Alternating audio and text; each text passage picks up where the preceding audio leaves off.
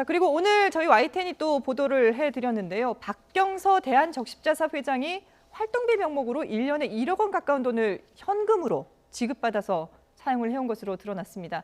취임한 뒤에 의전 수준을 맞춘다 이러면서 또 뭐 차량도 최고급으로 바꿨다고 하죠. 네, 그렇습니다. 사실은 이제 이 단체 자체가 이제 영리 목적이라보다는 예. 인도주의적 그 사업을 하는 이제 그런 그 기관 아닙니까? 네. 우리는 역사로 보면 이제 100년이 그 넘습니다.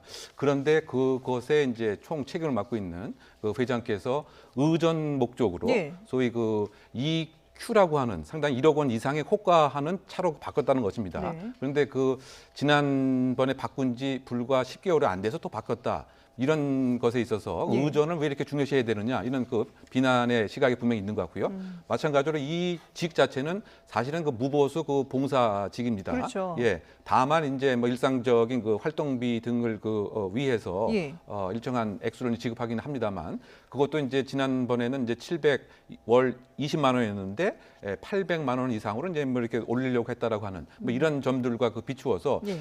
이 대한적십자사의 조직 목적과 설립 목표에 비해서는 너무 그 외관적이고 허례허식적이고 또 개인 싼집돈처럼 쓰는 것은 아니냐. 예. 더군다나 요즘에 그 특활비라고 하는 국정원의 특활비에서 국회에 그 특활비 영수증 첨부하지 않는 것에 대해서 투명성과 객관성을 확보하라고 하는 소위 이런 시대 정신이 그에 본물을 이루고 있는 차에 그렇죠. 인도주의적 사업을 하는 대한적십자사에서 이런 일을 한 것이 상당히 비난이 되는 것이 아닌가 생각되고 예. 또 이게 대한적십자사 조직법에 의하면 명예총재는 대통령으로 되어 있습니다.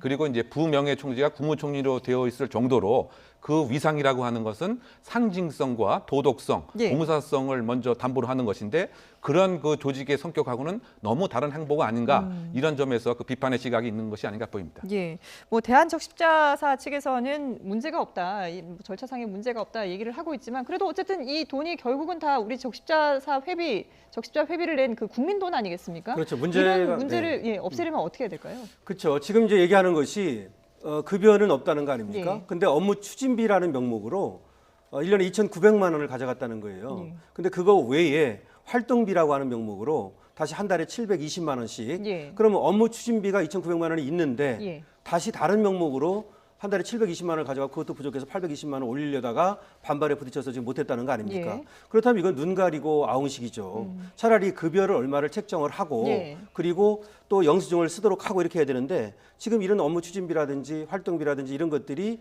어디에 쓰는지 영수증을 제출할 필요도 없고 어디서 썼는지 진짜 모른다는 겁니다. 예. 하나도. 그렇다면 이거는 오히려 봉사라고 하는 뭐 또 급여가 없다는 이런 식으로 외부적으로는 내세우면서 예. 실질적으로는 많은 돈을 써가면서 차량도 그렇고요. 이거는 이율배반적이죠. 그렇기 때문에 저는 시스템을 바꿔서 네. 물론 이제 봉사기관이라고 하지만 필요한 만큼의 돈은 줄 수 있는 것이죠. 그것을 급여 명목이든 업무 추진비 명목이든 예. 하지만 그 외에 활동비를 주면 안 되는 것이죠. 그렇게 하고 준다 하더라도 그것이 어디에 쓰였는지를 투명하게 밝히도록 예. 이렇게 하는 제도가 필요해 보입니다. 예. 대한적십자사와 관련된 논란 앞으로 투명하게 어떤 식으로 또 변화해 나가는지 저희 YTN이 계속해서 지켜보면서 보도를 해드리도록 하겠습니다. 네, 지금까지 오늘의 이슈와 관련해 이웅혁 건국대 경찰학과 교수 그리고 강신업 변호사에게서 도움 말씀 드렸습니다. 잘 들었습니다.